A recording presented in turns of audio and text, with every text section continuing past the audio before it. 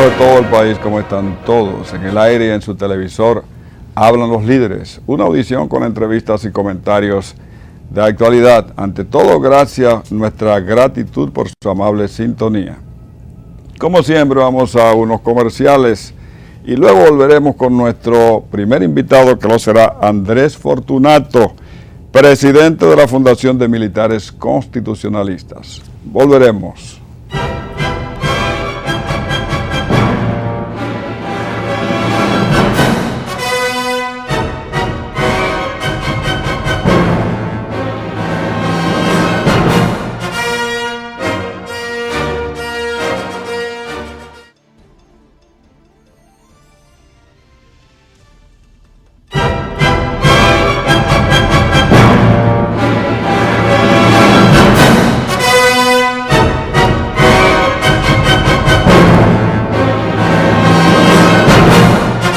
Amigo Adriano, ¿cómo está? Bienvenido a nuestro programa, Andrés Fortunato. Gracias, Guerrero. Gracias por invitarme a este programa tan visto en el país. Hablan los líderes. Para nosotros es un honor tenerlo aquí, Andrés. Especialmente hoy. ¿Usted sabe por qué? Porque ayer, 16 de febrero, cayó en combate Francisco Alberto Camaño Deñó, líder de la Revolución de Abril de 1965. Sabemos que Camaño tuvo una especie de metamorfosis. Primero fue dirigía a los Casco Blancos, lo llamado Casco Blanco, una institución de la represión del Estado. Luego encabezó la Revolución de Abril y cayó en combate como guerrillero, el guerrillero heroico. Pero yo sé que el Camaño de ustedes es el Camaño de la Revolución de Abril. A propósito de eso, del día de ayer, dígame hábleme de ese Camaño suyo, de la Revolución de Abril. Camaño es de todos, pero el de ustedes específicamente es el constitucionalista de Abril. Bien, los amigos televidentes saben mucho de Camaño. Pero realmente Camaño tiene una serie de connotaciones que es bueno recogerla en este programa. Por ejemplo, es el primer militar que llega a ser presidente constitucional en armas. Es el primer oficial de las Fuerzas Armadas que encabeza una revolución en defensa de la Constitución de la República. Antes habían habido una serie de revoluciones en el país, fundamentalmente todas aquellas que se dieron después de la restauración en el año de 1865, en el tiempo que transcurre entre el fin de la guerra restauradora al inicio del gobierno azul de Luperón. Transcurrieron unos 14 años y hubo unos 52 levantamientos, revoluciones. Igualmente que en a principios del siglo XX, se produjeron una serie de levantamientos entre el 1902 y el 1916, cuando se produce la invasión norteamericana. Pero la primera revolución que realmente es invocada en nombre de la Constitución de la República es la de 1985, en la cual tuvo la gloria histórica de ser presidente Francisco Alberto Camaño Deñó. Esa es una primera connotación que tiene. En segundo lugar, la transformación ideológica, democrática que él recibe después de haber sido hijo de uno de los generales más connotados del lado de Trujillo, de la corte de Trujillo, que fue el general Fausto Camaño. No obstante haber sido de esa corte trujillista, este hombre se transforma de la noche a la mañana en un líder democrático que dio inclusive viso de la gran habilidad política del profesor Juan Bosch, de la gran visión, cuando él lo señala desde Puerto Rico para que sea elegido presidente de la República en armas. Y ese hombre acogió con todo el honor y dignidad esa posición, al extremo de convertirse rápidamente en un hombre capaz de que, por haberse producido un fraude electoral en la República Dominicana en el 1966, cuando es electo Joaquín Balaguer en las elecciones del 1 de junio de 1966, él opta, viendo la represión que había y viendo el plan que se hizo para extrañar de aquí a todos los militares constitucionalistas, para desarticular el movimiento, viendo todo eso en playas extranjeras, decidió prepararse para hacer una expedición a la República Dominicana, donde muere. El único de los grandes héroes nuestros que muere en combate.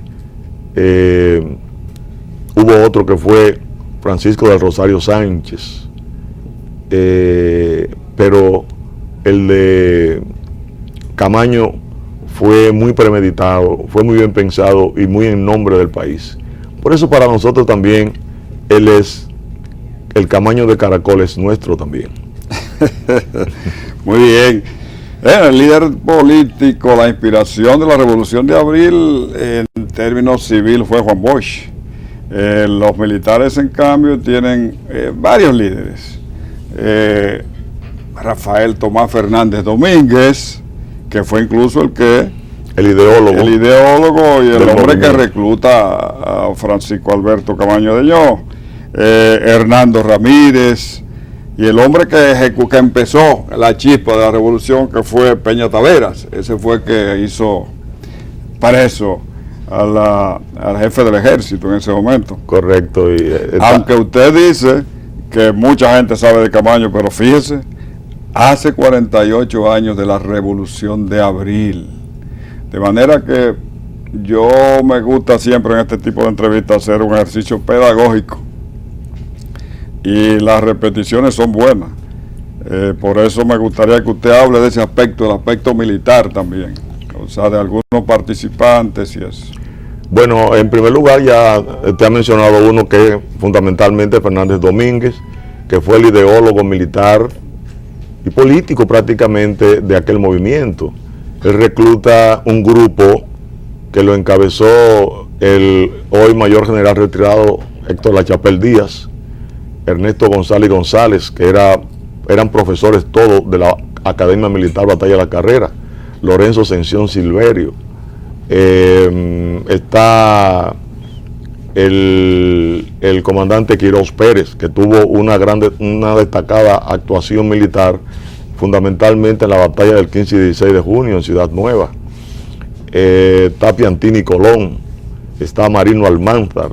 O sea, hay un grupo de profesores, personas muy adelantadas en términos de la ideología militar y su vínculo con la política, porque el militar no deja de ser político, es apartidarista, pero no es apolítico, porque es una condición, la condición militar es ser un brazo político del sistema en el cual ellos tienen el uniforme colocado.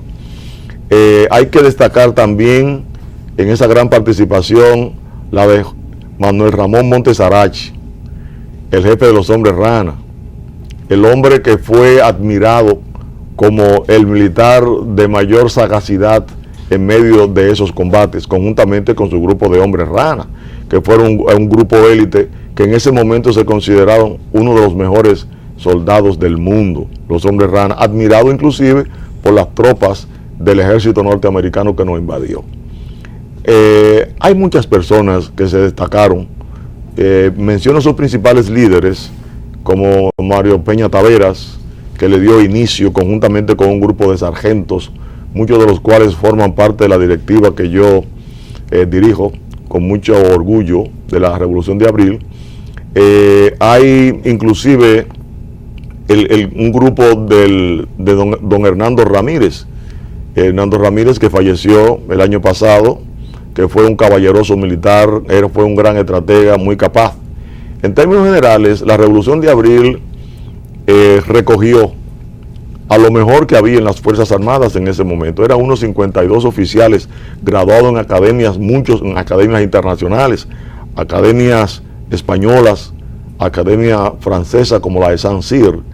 El caso del Gato, Ernesto González González, se graduó en blindado. El caso de el comandante Yegi Arismendi, que se graduó también en España el caso de Contín Curiel, que ese inclusive estuvo junto con el rey Juan Carlos haciendo la academia, el comandante Píndaro Peña.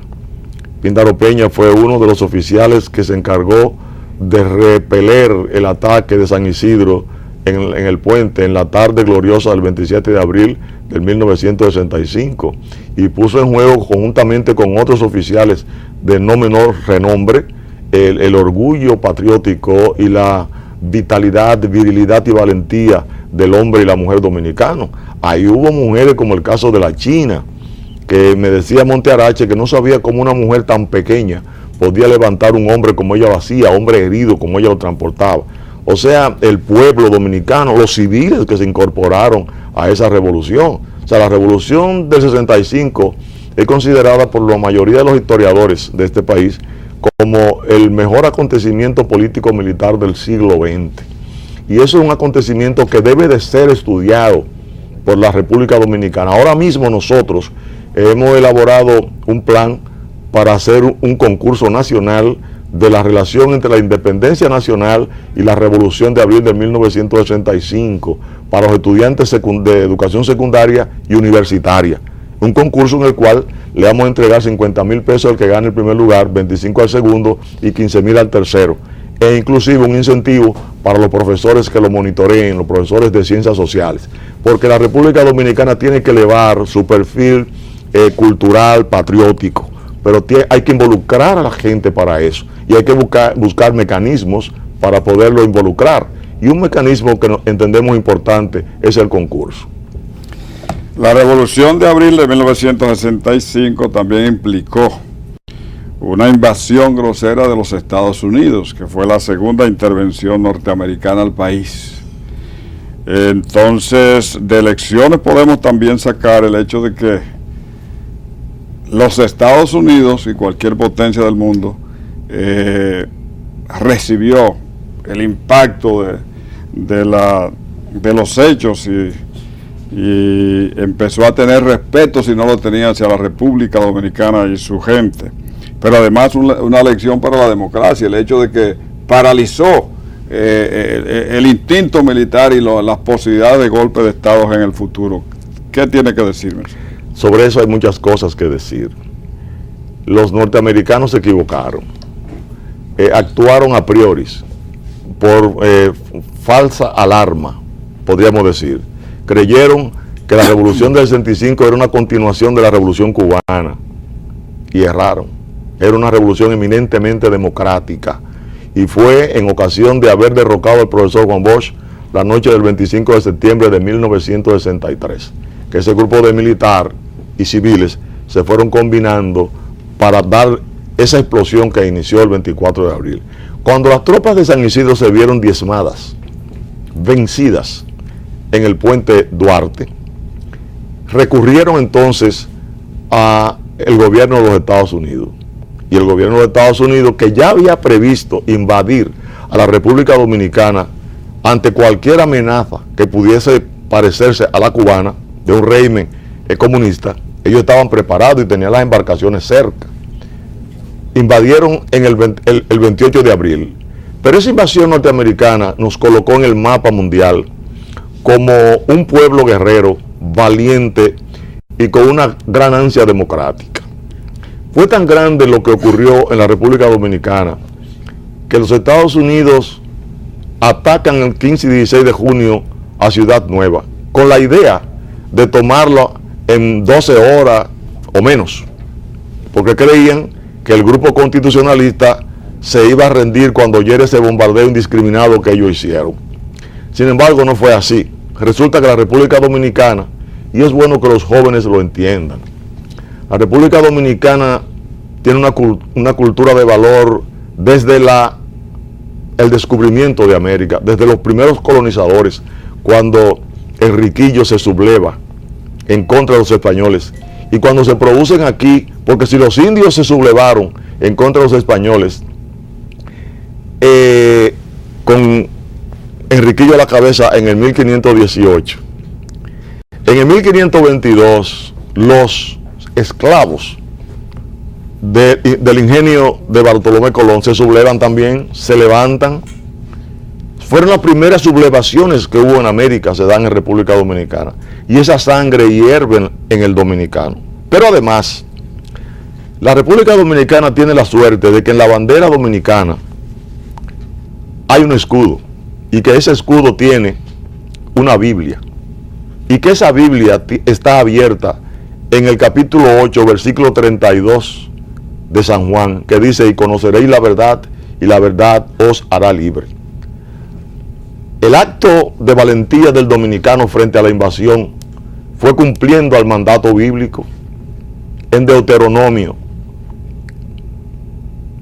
capítulo 17, versículo 8, si mal no recuerdo, se plantea que cuando llegue a la tierra que Dios, que Jehová te dio, pondrá reyes sobre ella. Pero esos reyes no podrán ser otros que no sean tu hermano. No podrá poner extranjero como rey, sino a hombre que sea tu hermano. Lo que quiere decir que toda invasión debe ser repelida por cualquier pueblo del mundo, como se hizo en el 1965. En esa guerra de abril de 1965 se enfrentaron hermanos, fue una guerra civil. Y los que estaban de aquel lado, sobre todo el soldado, no necesariamente la élite militar, creían que estaban luchando también por su país y dieron la vida y lucharon por lo que ellos creían. La pregunta mía, ¿cómo ha ido en estos 48 años después el asunto de la reconciliación? ¿Eso se ha logrado en gran medida? Sí, porque la Biblia también plantea el asunto del perdón y del amor al prójimo. Una cualidad extraordinaria del ser humano es aprender a perdonar. Por eso nosotros, el 23 de diciembre del 2010, celebramos el Día del Perdón Constitucionalista. Porque aquellos soldados que pelearon en contra de la tropa constitucionalista fueron soldados que obedecían mandatos y que por disciplina lo hacían. Pero además eran soldados que tenían 4 años apenas, menos de 4 años, que habían salido de una dictadura, donde la jerarquía de mando era asumida como un elemento fundamental. Entonces, también ellos creían que estaban luchando en beneficio de la patria, pero como el tiempo se ha ocupado de aclararlo todo, ya nosotros hicimos ese año de perdón y la reconciliación es muy buena. Yo puse en circulación el pasado 20 de diciembre 2 libros que se llaman Nacimos para ser gigantes y nunca te rindas, y asistió el jefe de la reserva de las Fuerzas Armadas y de la Policía Nacional al acto nuestro, y di una conferencia el 29 de enero en la UAS.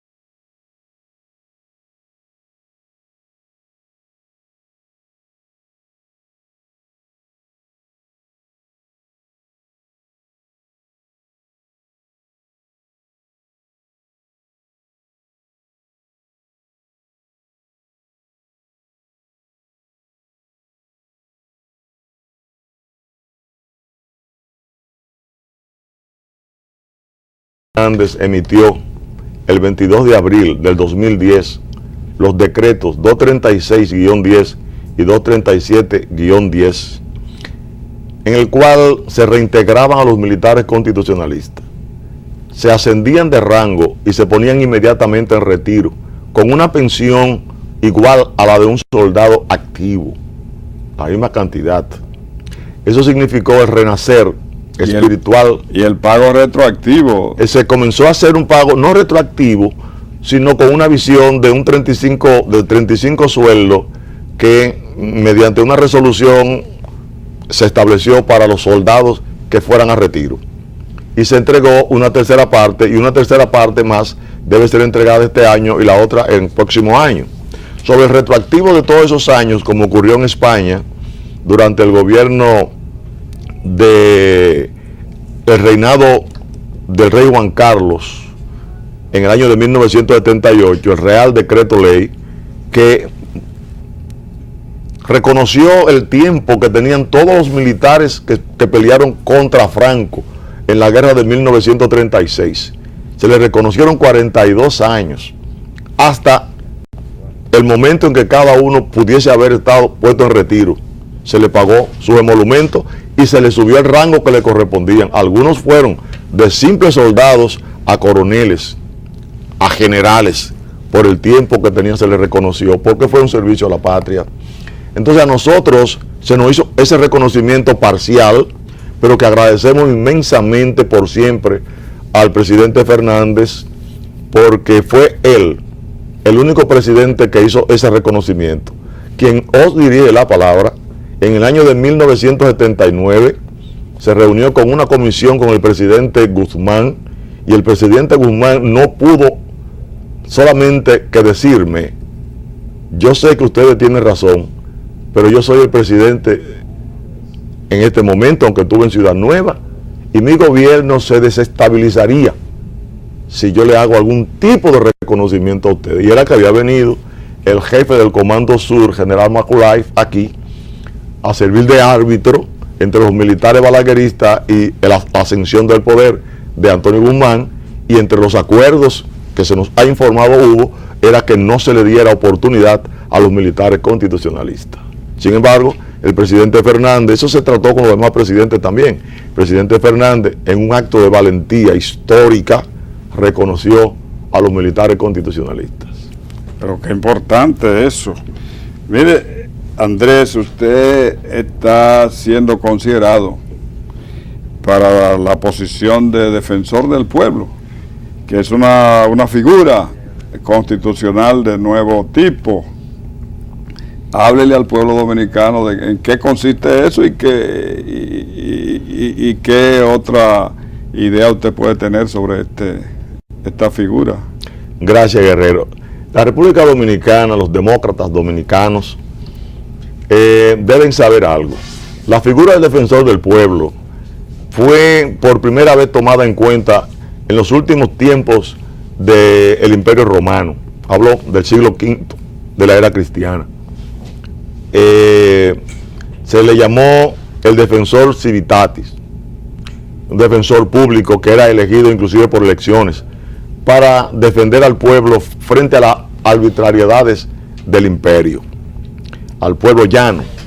Luego, en el año de 1809, en Suecia se estableció la figura del defensor del pueblo, por una razón que los demócratas dominicanos tienen que entender, y es que los tres poderes del Estado, dos son elegidos directamente en las elecciones y otros son dirigidos indirectamente. Los elegidos directamente es el presidente de la República y también los diputados, senadores. Pero los miembros del Poder Judicial son electos por el Poder Ejecutivo y el Poder Legislativo, pero son el resultado de elecciones. El pueblo llano no tiene acceso a los funcionarios una vez son instalados, una vez pasan las elecciones. Hay círculos, hay trabas, hay funcionarios entonces que cometen una serie de irregularidades legales que el pueblo no tiene otra alternativa que muchas veces lanzarse a la calle y crear un sinnúmero de inconvenientes sociales. Sin embargo, el defensor del pueblo está, primero, para preservar, proteger los derechos fundamentales del ser humano: derecho a la vida, derecho a la dignidad, derecho a la igualdad, el derecho a la cultura, el derecho al deporte, los derechos sociales y económicos, respeto a la propiedad privada, los derechos colectivos y ambientales. Que en un país como el nuestro se cometen un sinnúmero de irregularidades y no hay una figura a la cual el pueblo pueda acudir directamente. Entonces el defensor del pueblo es una figura autónoma e independiente que tiene el poder de oficio o a petición de parte para actuar frente a cualquier institución que haya cometido una irregularidad sin previo aviso. No tiene que depender de una sentencia de un juez, sino lo puede hacer porque constitucionalmente tiene esas prerrogativas. El defensor del pueblo inclusive puede supervisar, puede inspeccionar, puede fiscalizar cualquier institución ante cualquier irregularidad de un funcionario de la administración pública. ¿Por qué? Porque uno de los objetivos fundamentales del defensor del pueblo es que la administración pública se someta a las leyes, a la moral y la buena costumbre. Entonces el defensor del pueblo tiene una misión, que es la misión que no puede tener el pueblo llano, pero que el pueblo llano lo puede tener a través del defensor del pueblo. Y que tiene que tener el arrojo, la entrega y la ética de una persona como usted. Gracias. Gracias, Andrés Fortunato, por su participación. Ha sido, amigos, la participación del presidente de la Fundación de Militares Constitucionalistas, Andrés Fortunato. A él gracias por estar y a ustedes por su atención. Manténgase ahí con Hablan los Líderes, que volvemos. Gracias a ti, Gabriel.